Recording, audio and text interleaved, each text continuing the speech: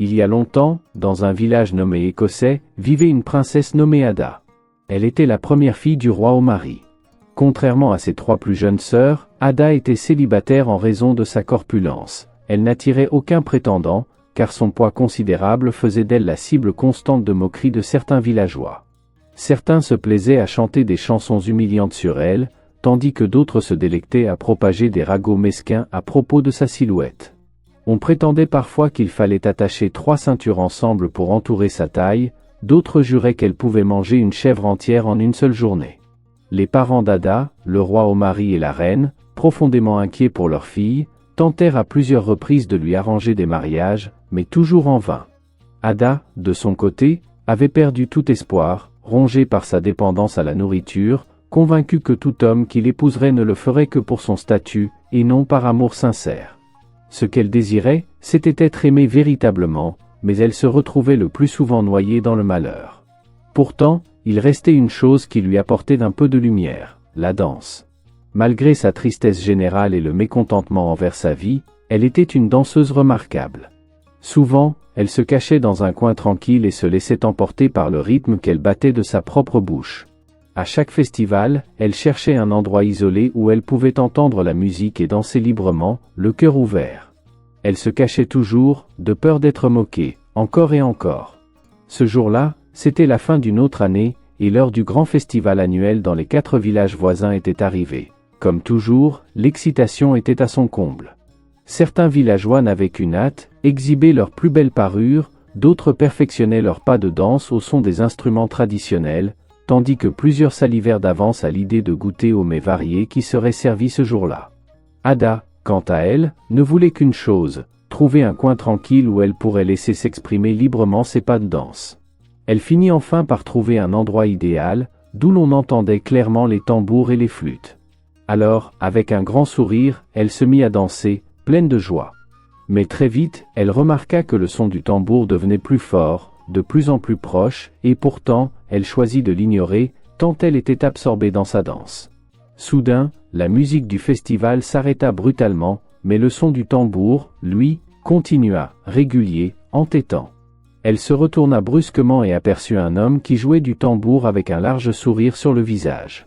Il s'interrompit et lui demanda pourquoi elle avait cessé de danser. Ada prit peur, se retourna et se mit à courir. L'homme la suivit. Mais parce qu'elle était trop lourde pour courir vite, il la rattrapa facilement. « Laissez-moi tranquille, dit-elle, haletante.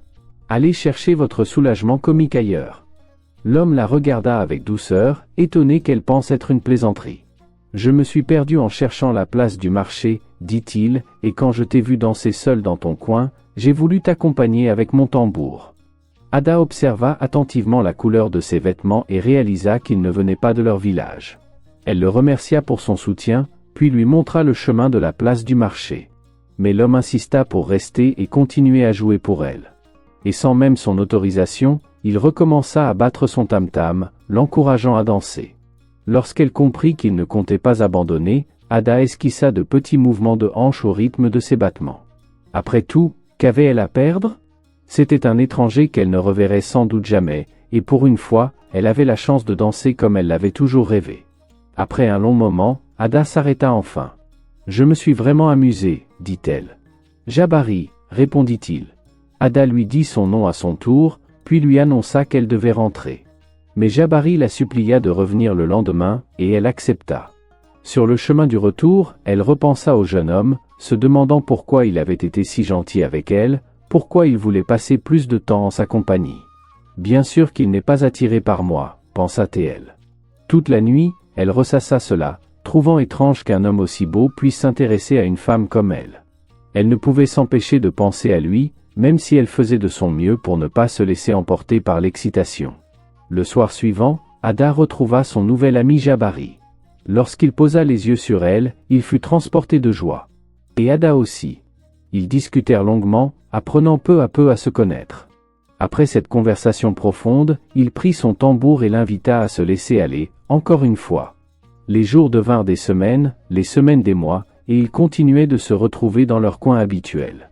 C'était chaque fois le plus beau moment de leur journée. Un jour enfin, Jabari dit à Ada ce qu'il pensait vraiment d'elle. « bien que Ada l'eût deviné depuis un moment, elle n'avait jamais voulu s'emballer sans certitude. Elle fut heureuse quand il exprima enfin ses sentiments, car elle ressentait la même chose. « Puis-je venir avec ma famille le jour du prochain marché pour rencontrer tes parents ?» demanda-t-il. Le cœur de Ada déborda de joie. Elle annonça aussitôt à ses parents qu'un homme du village voisin souhaitait leur rendre visite pour demander sa main. Le roi et la reine furent comblés, jamais ils n'avaient cru voir un jour pareil arriver.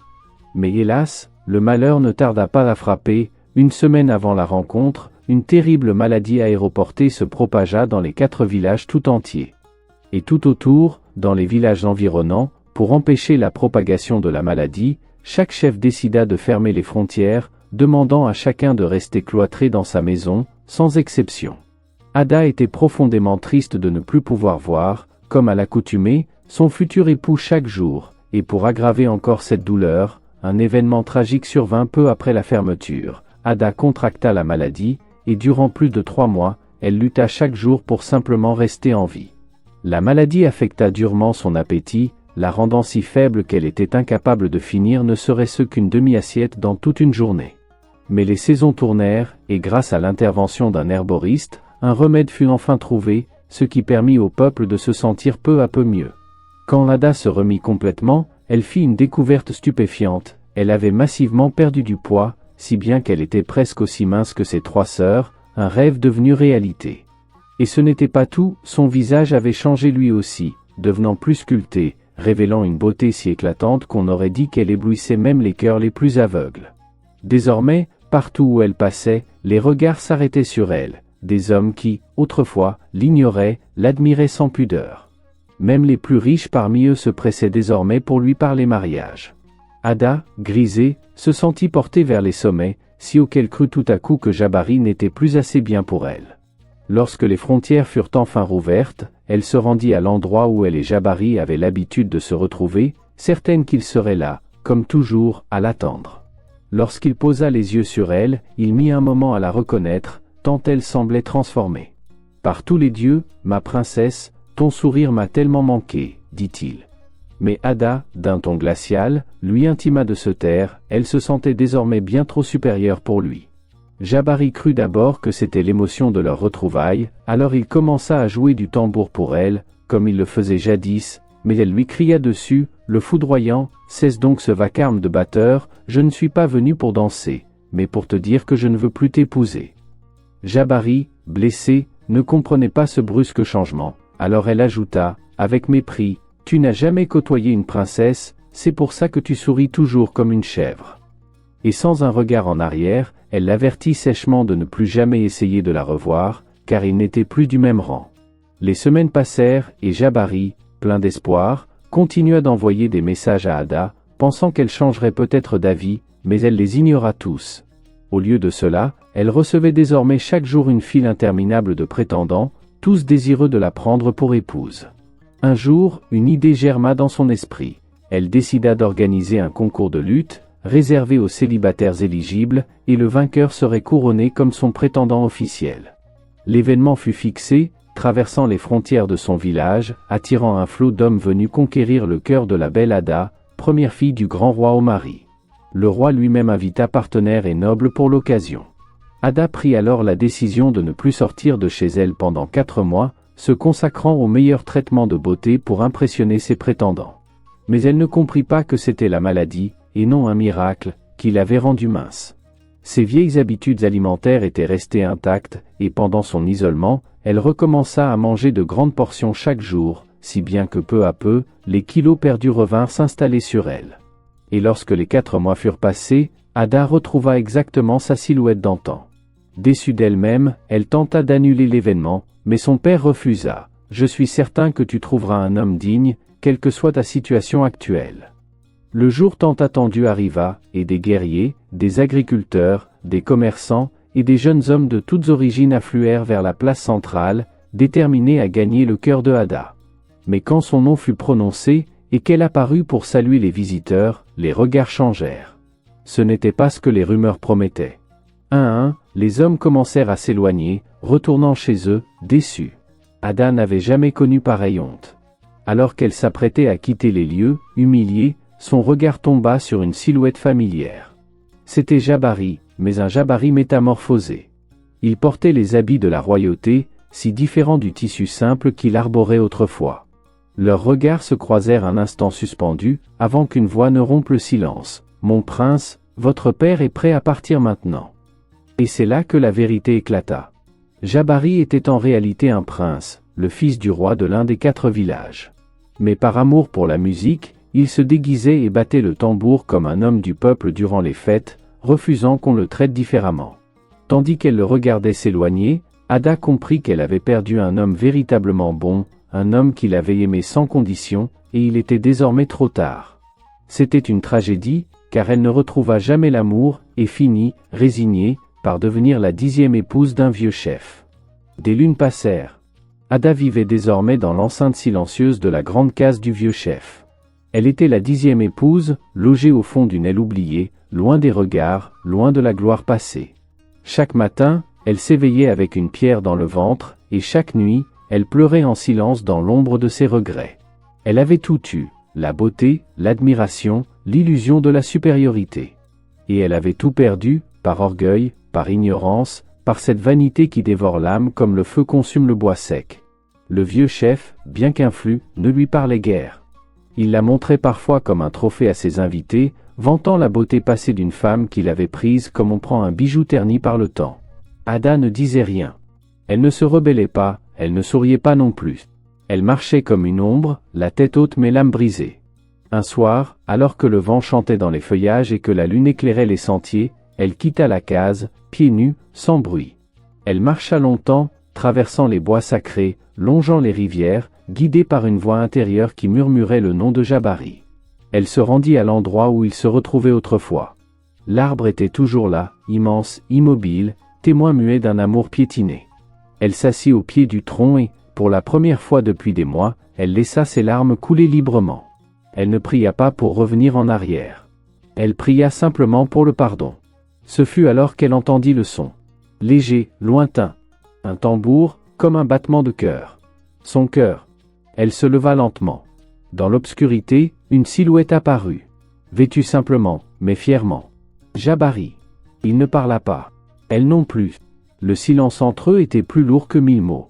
Puis, enfin, elle murmura. « Je ne mérite pas ta présence. » Il lui répondit, d'un ton doux. « Tu ne méritais pas ma colère non plus. C'est pour ça que je suis venu sans elle. » Elle tomba à genoux. Les sanglots secouèrent son corps. Jabari s'agenouilla aussi, posa sa main sur son épaule. « Tu n'as pas seulement brisé mon cœur, Ada. Tu as brisé le tien. Mais les cœurs brisés savent aimer plus fort, quand on leur donne une seconde chance. » Ce soir-là, ils ne parlèrent plus. Ils restèrent sous l'arbre jusqu'à l'aube, liés par la douleur, le souvenir et un amour encore vivant. Et peu à peu, les jours passèrent. Ada n'était plus la même. Elle ne cherchait plus à briller pour éblouir, mais à exister pour aimer.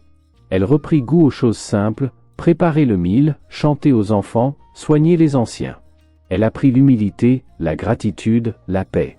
Jabari, de son côté, revint plus souvent. Il ne parla jamais de mariage. Il parlait d'amitié, de musique, d'avenir. Un jour, sous ce même arbre, Ada lui tendit une petite flûte en bois qu'elle avait sculptée de ses mains. « Je ne suis peut-être plus belle pour le monde, mais pour toi, est-ce que je peux encore être quelque chose ?» Il prit l'instrument, sourit, et répondit. « Tu n'as jamais été plus belle qu'aujourd'hui. » Et dans la brise du matin, la flûte chanta. Ada a cru que sa nouvelle apparence la rendait supérieure, oubliant que ce qui touche vraiment l'âme d'un être, c'est l'authenticité et la tendresse du cœur. L'orgueil peut tout faire perdre, même l'amour le plus pur. En rejetant Jabari pour son statut et son apparente simplicité, Ada a brisé un lien sincère, croyant qu'elle pouvait viser plus haut, sans voir que le vrai trésor était déjà entre ses mains. La vie punit parfois sans violence, simplement par le regret. Ada n'a pas été punie par les autres, mais par la conscience d'avoir rejeté un homme bon, et la douleur d'avoir compris trop tard. Le pardon ne change pas le passé, mais il peut guérir l'avenir. Le retour de Jabari ne visait pas à raviver l'amour, mais à libérer 2 cœurs blessés. C'est dans cet acte de pardon que se révèle la grandeur des cœurs nobles. Il faut parfois perdre pour comprendre la vraie valeur de ce qu'on avait. Ada a appris que ce qu'elle méprisait hier était ce qu'elle désirait le plus quand elle n'en avait plus le droit. L'orgueil l'avait couronnée reine d'un monde illusoire, mais seule l'humilité fit d'elle une femme libre.